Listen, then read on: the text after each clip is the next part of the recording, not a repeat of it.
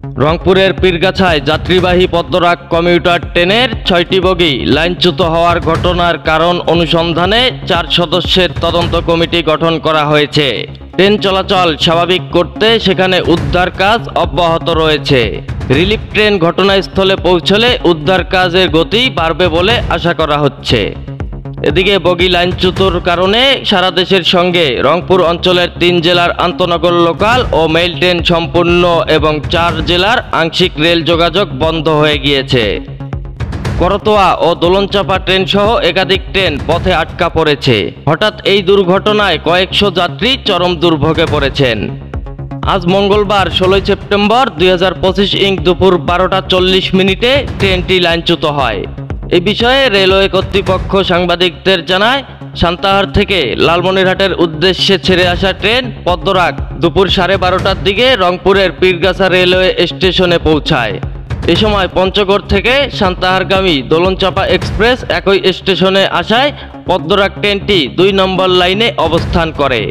পরে দোলনচাপা পীরগাছা ছেড়ে গেলে লালমনিরহাটের উদ্দেশ্যে যাত্রা শুরু করে পদ্মরাগ ট্রেনটি।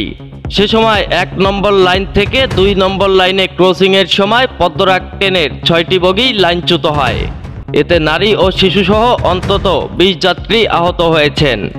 আহতদের পীরগাছা উপজেলা স্বাস্থ্য কমপ্লেক্স সহ স্থানীয় বিভিন্ন ক্লিনিকে ভর্তি করা হয়েছে। সরজমিনে প্রত্যক্ষদর্শীরা সাংবাদিকদের জানিয়েছেন, ট্রেনটি পীরগাছা স্টেশন অতিক্রম করার সময় হঠাৎ বিকট শব্দে বগিগুলো লাইনচ্যুত হয়। এতে বড় ধরনের কোনো দুর্ঘটনা না ঘটলেও লাইন ও সিগন্যালের ক্ষতি হয়েছে এবং যাত্রীরা আতঙ্কিত হয়ে তাড়াহুড়া করে নামার চেষ্টা করলে অনেকে আহত হন। অনেকেই রাস্তায় দাঁড়িয়ে বিকল্প যানবাহন খোঁজ করতে থাকেন। আরেকদিকে বগুড়ার সান্তাহার থেকে আসা লালমনিরহাটের হাতিবান্ধা এলাকার ভ্রাম্যমাণ ব্যবসায়ী আতিকুল ইসলাম বলেন, পীরগাছা স্টেশন থেকে লালমনিরহাটের উদ্দেশ্যে ছেড়ে ক্রসিংয়ের সময় পদ্মরাগ ট্রেনটির ৬টি বগি লাইনচ্যুত হয়ে যায়। এতে ট্রেনটির মধ্যে বড় ধরনের একটি ধাক্কা লাগায় যাত্রীরা আতঙ্কিত হয়ে পড়ে এবং দ্রুত ট্রেন থেকে নেমে পড়েন।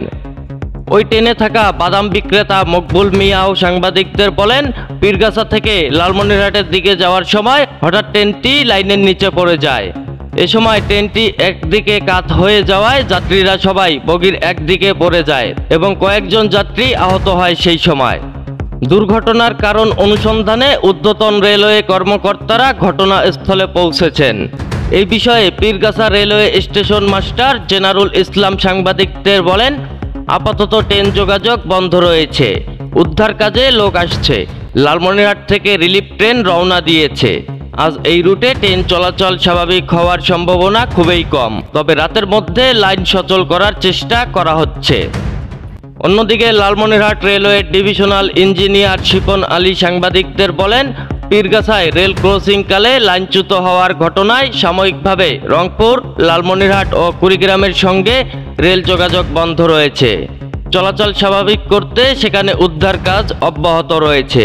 তিনি আরও বলেন, রিলিফ ট্রেন আসলে দ্রুতই উদ্ধার কাজ সম্পূর্ণ হয়ে রেল যোগাযোগ সচল হবে এবং দুর্ঘটনার কারণ অনুসন্ধানে লালমনিরহাট লে ডিভিশন ৪ সদস্যের একটি তদন্ত কমিটি গঠন করেছে।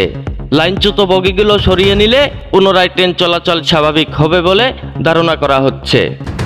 এআই রাজীব, খবর, লালমনিরহাট।